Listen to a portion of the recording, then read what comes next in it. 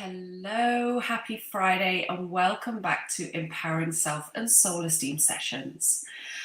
So, today I want to talk about this huge subject of control, which perhaps we're not even sure that we're doing it.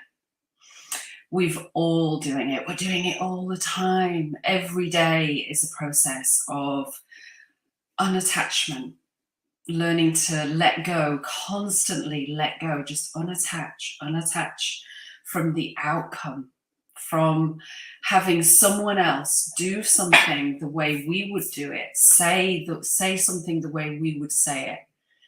And as parents, we're super challenged by that, aren't we? Our children are a fantastic mirror of, they have their life. They are their own being. We are there to guide them, not make them little cutouts, replicas of who we are.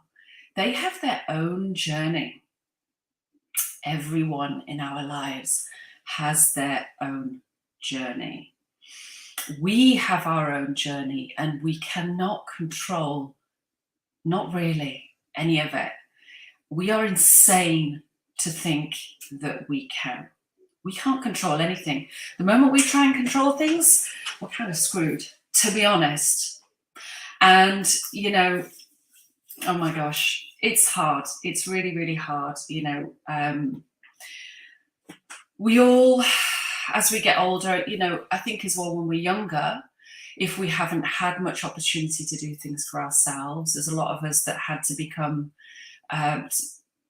adults too quickly. A lot of children don't have fully balanced parents or an upbringing whereby they can just be allowed to be themselves. They've had to grow up. I think school does that to a lot of children, especially in France. They're made to grow up way too fast. Then, of course, the teenage years, that whole transition from being a child to a young adult, there's a certain amount of natural confidence that comes with that.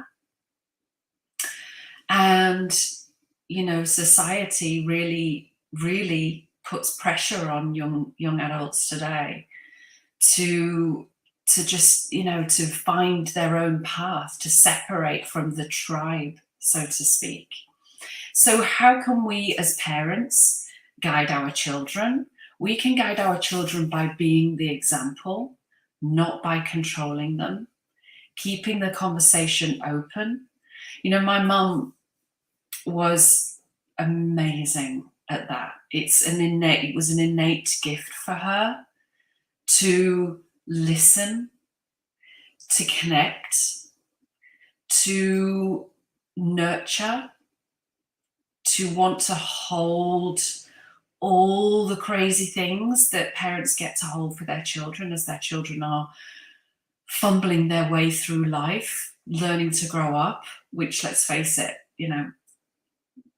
with our parents, I think a lot of us don't ever really truly grow up. We still go back to them, as I do, even at 50 years old plus. But here's the thing, it's not just children. We are faced every day, our children. It's not all of us have children. We are faced every day with opportunities to challenge us, to trick us into believing that we can control an outcome. And I think it's really hard when you actually have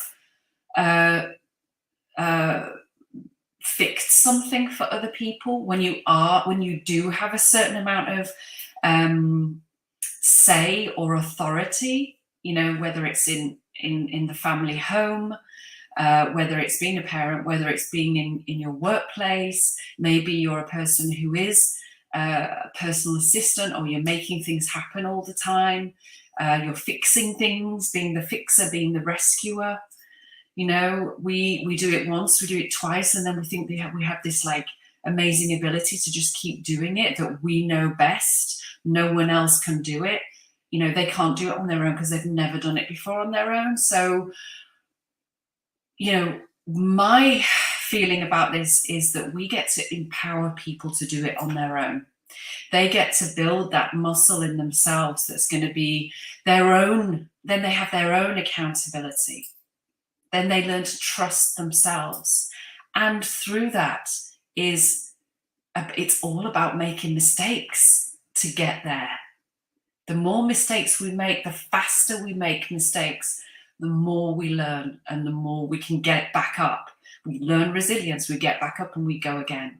It's all about making mistakes. If we try to control things for people, for others, and have our opinion and always have our say, and, you know, sneakily kind of get behind people and make things happen and manipulate things, it's not helping them and it's not helping ourselves. It gives us a false sense of control that just is not true, and it's not sustainable, because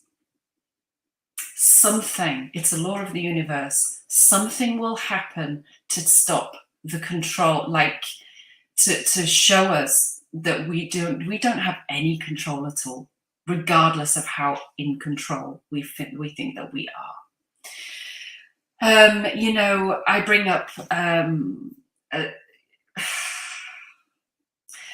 there are in many relationships, I think relationships are a perfect example of that. You know, we don't want to lose someone, so we try to control something in order to keep it. But it's not about that. You know, nothing ever stays the same. Everything is evolving. Every person is on their journey, and they are expanding their consciousness and their awareness. And we can't hoard things. We can't make everything how we want it to be. We truly, truly can't. You know, I read this book. Actually, it's the second book, really famous book by Dr. R. Hawkins, called Power versus Force. And this is another book that he wrote. I believe this was a follow-up. I never knew about this one. You don't hear about this one. You hear more about the power versus force, because, you know, the whole empowerment industry, you know, like mindset, you've got to have a positive mindset, all of that. It was all about power versus force. You know, changing your mindset, where you're coming from, all that kind of leadership, you know. This, I feel, this next book by him, I came across it, I don't even know, I think I actually just like randomly found it on Audible, because I listen to a lot of books on Audible, and then I listen to them on repeat until they go into my mind, and then I start to actually get it and infuse the truth in information. Mine's very much information based. It's not stories and fiction. I came across this. I think I was looking for something else.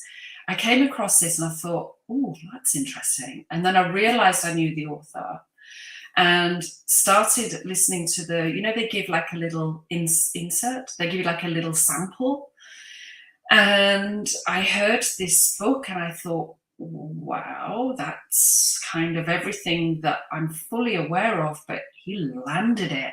He completely and utterly landed it, like in the space of a few like sentences and paragraphs. And I thought, okay, I'm listening to this. So I listened to it and it just blew me away. It was like, I would say it was, he's a medical doctor, okay, so he is a doctor, he's got a PhD. He just had he has a way of landing with words, with all the medical facts behind it. Any of you out there who are so intellectual or into medicine and needing of facts and information about the spiritual process that goes on inside, the natural I'm trying to think of the word, like maturation of our life experience, is that we become more conscious, we become more wise. And he totally landed it in this book, and the way it's broken down and everything. This book is for everybody, and especially those who are resisting change, trying to control their own lives, trying to understand why things happen as they do, believing that there has to be a reason for something.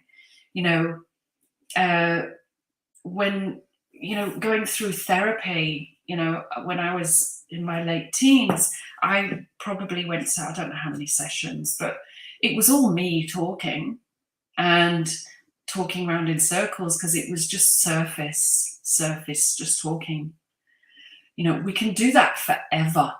We can talk forever. I don't have anything against therapy. I think therapy is awesome for opening up doors for us to go within, without a doubt.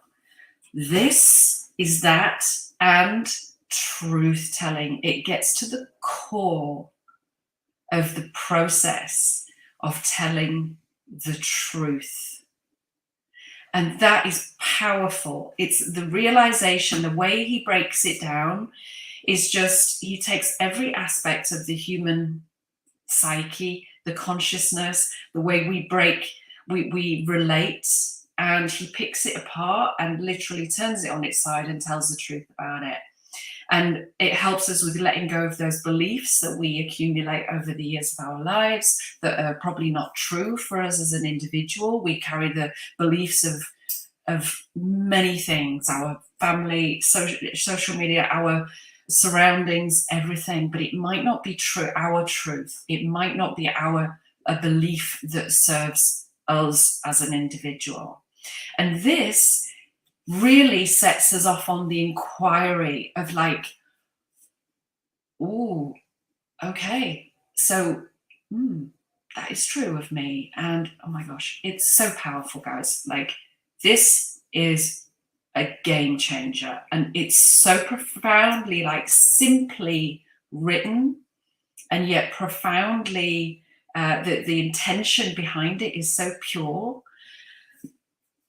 This book, I swear, if we could put that into the hands of every child going through school before they become an adult, it should be like the new Bible, like, quite frankly, like a book of life, a book for life, for all of us to read and our children to read. It nails it. And it nails it from a place of neutrality. It's just truth. It's just truth and wisdom, and medically put together in such a way that there is just no denying a single word of it. It's, if you're going to buy yourself any book for Christmas for the rest of this year, any book about growth, if you're terrified to say personal growth, because you won't believe that it is, it's just truth. This is it. This is a book for life. I highly, highly, highly recommend it. So the letting go process, letting go of control, letting go of the need to know why things happen as they do. Here's the thing, if something's not working in our lives, some of you may have experienced it where you've pushed and pushed and tried to find every solution, and just in the end, nothing's happening and you just give up. And then strangely enough, things have a way at the moment when you've given up of just finding their own way. It's like we are our own worst enemy. We push, we hang on, we push, we pull, we're trying to make things work. We try to, this nonsense about the mindset. Oh, we try to believe, like, just to set an intention, like, that's all well and good, but it's no good if we're not experiencing it in our body. You can't trick the universe. You have to feel. This has to come from a sense of, when you want something, it's not just about law of the universe. I'll put it out there. You are attracting back what you are being. It's about focusing on your being, and being, coming from a place of wanting something, it will come. We can't push something and pull something and try, because we can't trick it. It will go wrong. And because it's inauthentic, it's not we're trying to do something from a place of instability. Like there's nothing truth, there's no truth, there's no belief, real core belief in what it is we want to manifest, what it is we want to create. All that's going to happen is it's not going to happen. It's going to push things further away, or it's going to take even longer until you finally surrender to just allow it to come to you. We don't have to push or control anything. That is just a gigantic cosmic truth. And that's not me. That it just is a massive truth. So just stop. Just let go. Just stop trying. I'm not saying we don't have to get up and take responsibility and start working, walking the path towards, take some action, be it the wrong action. Like I said earlier, make the mistakes for sure, but don't try to control the outcome, because it will never, ever, ever work. It just won't. It just won't. Anything. So everything that you desire, every difficult situation and challenge that you're in, every relationship, be it you not being able to have a conversation, or a relationship, something that you're surrounded by, a problem at work, an issue, face it, walk right up to it, do what you can, but ultimately bring it out into the open and tell the truth about it, but ultimately let go of the expectations of what's going to come back. Allow the universe to send back the perfect solution. Whatever is meant to be will be. It will come back. If you go into something pushing, controlling, trying to manipulate, trying to make it a certain way, all that you're going to get back is no, because that's not how the universe works. Take your hands off the steering wheel, take your foot off the pedal, and just stop trying to control anything. Tell the truth about it, put the intention out there, and then let go. Let go, let the divine control and take the lead, because it's going to do it, it's going to do that anyway. So just let go of having to be the one. Get your ego out of the way. Out of the way. Just trust that the universe has your back always. This poem, and then I'm going to go on to reading the final little passage. I've shared with this 1,000 times, and this Tosha Silver, the Surrender Me prayer, Change Me prayer, it's the surrender prayer.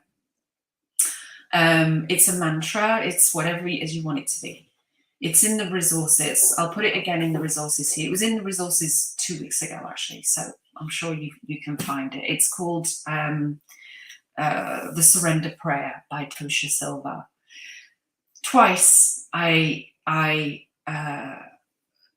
went back into this mantra because it was all about letting go of control. Surrender is the solution to letting go of control. Letting go, surrender, same. Like one time, because I wanted to heal, like get myself out of the way and find a way forward. Why was I in a deep, dark night? Why was I struggling with forward movement? Why did I feel, I don't know that I was depressed. People can call it depression. I was in a dark night, they call it, of the soul, dark night of the ego. I was transitioning. It was a transition. It's a beautiful moment in life. It's depression, like, it's a good place to be if you allow yourself just to be in it, and just wait for the transition, wait for the guidance. And I worked with this mantra, this prayer, to release, to let go of my expectations. I took away, which is control. I let go of all expectations. It really helped me with releasing that so that I could trust. So I had to get my shit out of the way. And you know how long that takes? It takes a long time to get control and all that crap out of the way. It just does. And it worked. And intuition messages started coming through. And the only other time that I've done it, again, was from a book. Again, it was a Tosha Silver book, same mantra that I used. And her book is called It's Not Your Money. And it was in a financial, I had to clear debts. And again, I was pushing, trying to figure out a way to pay for this, trying to figure it out, because that's what I've gotten used to doing over many years. I trained myself well to get stressed about it, take money from here, the money that, I surrendered again, trusted, sent it up to the divine, and guess what? Suddenly, the people that had forgotten to pay me, or things that because I was so intensively in my process of trying to control and fix everything, the moment I relaxed and let go, money started coming in the door. How insane is that? It's a huge transition, a huge lesson, an amazing life practice to learn to let go, to stop controlling, to let go of having to reason, why did this happen? Why is this happening? Let it go. It is keeping you at a low vibration. It is stopping the flow to come in. You know what? Money comes in, money goes out. Don't hold on to it. The worst thing you can do is hold on to it. Spend it, let it go, and trust it comes back in. Just allow the flow. It's the same with giving and receiving, with sending out love, receiving love. It's a flow, and the universe is in control, not you and not me. It's profound.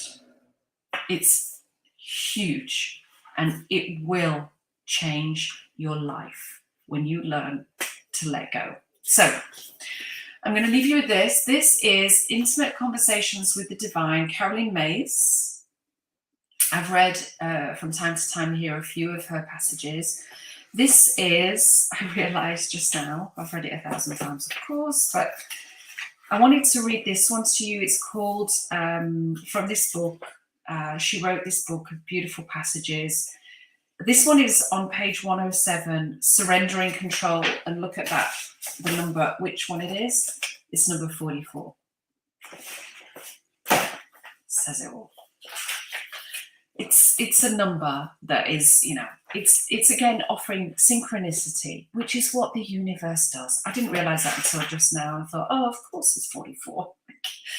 Of course. Anyways, here we go. So she does, in this book, she writes, so she always does it's a long description, so I won't go into this section. And then she also does a section on guidance, so there's guidance. And then the grace, so what the grace is talking about with surrendering control. And then there's a little prayer at the end. So I'm just going to read the grace of surrendering control. So this is about surrendering control, dropping into your heart, opening up to receiving, allowing the next steps just to come in. So surrendering anything, any outcome, any expectation, trusting that your children are going to find their way. And as a parent, a guide, all we get to do is be there to hold them high and be there for them. Just be the example and hold them high and keep the communication open. Huge. So the grace of surrendering control. The grace of trust is woven into the act of surrender. You trust that the grace of heaven is at work in every moment of your life, whether pain or pleasure, loss or gain, win or lose. What unfolds in this moment is in no way to evaluate the whole journey that you are on. One bad meal is no way to judge all of the food in Italy. You have no idea what's being prepared for you at all at the other restaurants you have yet to visit. Surrender requires detachment and wisdom to act on the guidance that is given to you. Everyone knows what it feels like when you're being guided not to eat something, for example. The guidance is as real and divine as is a visionary dream. So yeah, you have when you're going to eat something and then you kind of have this thought, I know I shouldn't eat that, but then you do it anyway. So we're receiving guidance all the time. Problem is we're not listening. We're not taking it in and trusting. So no matter in what form guidance comes to you, when it does, act on it, surrender to it. Heaven never speaks in paragraphs and it never sends unnecessary messages. So yeah, stop reasoning with why things happen as they do. Just let go and surrender. Stop all control. So her prayer is, grant me the grace of trust, Lord, now and always. I hardly trust myself, so trusting you will be a work in progress. One thing I do know is that getting to that place of trust will make my life much easier. Said by a really smart woman, and I wholly agree. You know, when I first started reading this Change Me, this surrender mantra to the divine, Tosha Silver talks about divine beloved. Caroline Myss talks about God. It's all the same. We can word it however we want. But when we first come to the table, so to speak, when we first come to sit there and go, okay, I'm giving up all reason for, I'm giving it up. I can't do this on my own. When that realization comes, we have to trust. We get to trust, because I can tell you with all my heart and soul, as she just did, I just know it's going to be okay. I just know the right thing is going to be. And once you've done that once, you will see it works. It works. It absolutely works. So please, my friends, stop trying to control everything, because I can tell you, we cannot control any of it. Let's work on us. Let's work on what we personally can do for us, which is to love ourselves, to be there for others, to nurture others, to hold space for others, and not project our shit, not try to control any outcome. We get to show up and take responsibility. Absolutely. That's completely different. Let's work on how we show up and being the guide, being the example, and everyone else will take good care of themselves. Have a wonderful weekend, my friends. I'll see you next week. Bye for now.